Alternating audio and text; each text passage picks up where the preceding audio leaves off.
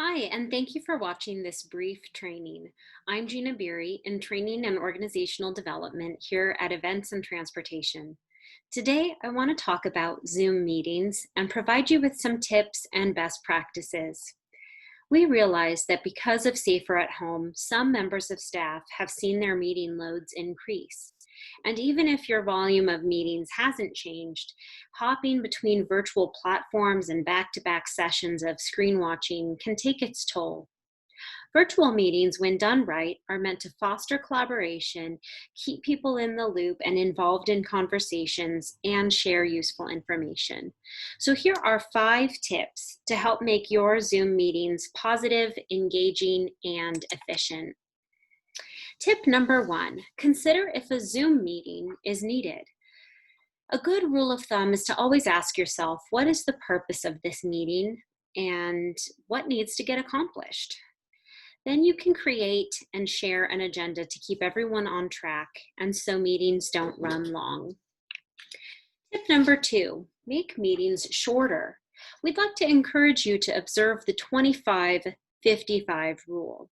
I believe this one comes out of Silicon Valley, but I'm not sure. What it means is that if you're booking a 30-minute meeting in the calendar, that would actually only last 25 minutes. And for hour-long meetings, 55 minutes. This gives people a breather before they need to go into their next meeting. Number 3 is to protect your time. Protecting your time means scheduling time on your calendar for breaks, opportunities to work uninterrupted on projects, and time to balance personal needs, such as caring for your loved ones. If possible, try not to schedule meetings back to back so that you can give your brain some time to rest. Tip number 4, remember that in-person meeting etiquette still applies in the virtual world. Just because we're not physically at work, there's no reason that if we're on camera, we shouldn't be ready to go.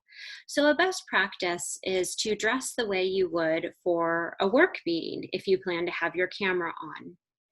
And even though it's more engaging and better for connection to have your camera on during a meeting, don't do so if you're in a poor or unprofessional environment to have your camera on. The same thing goes with muting yourself. A best practice is to mute yourself unless you are speaking. And, most importantly for tip number 4, we want to encourage you to be professional in the way that you present yourself on Zoom calls. Last tip, number 5, use the phone when possible. Conference calls are fine. Everything doesn't have to be a video conference. Before scheduling a video meeting, ask yourself, will this meeting be enhanced by seeing people? And if so, does everyone need to have their cameras on? And do they need to have their cameras on for the duration of the whole meeting?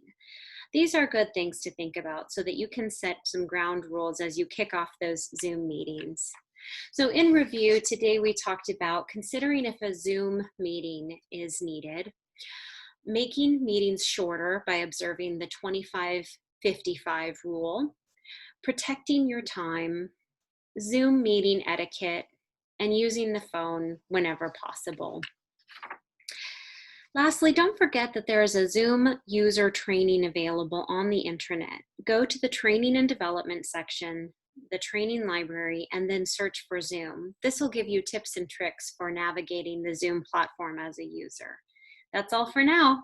Thanks, and talk to you soon.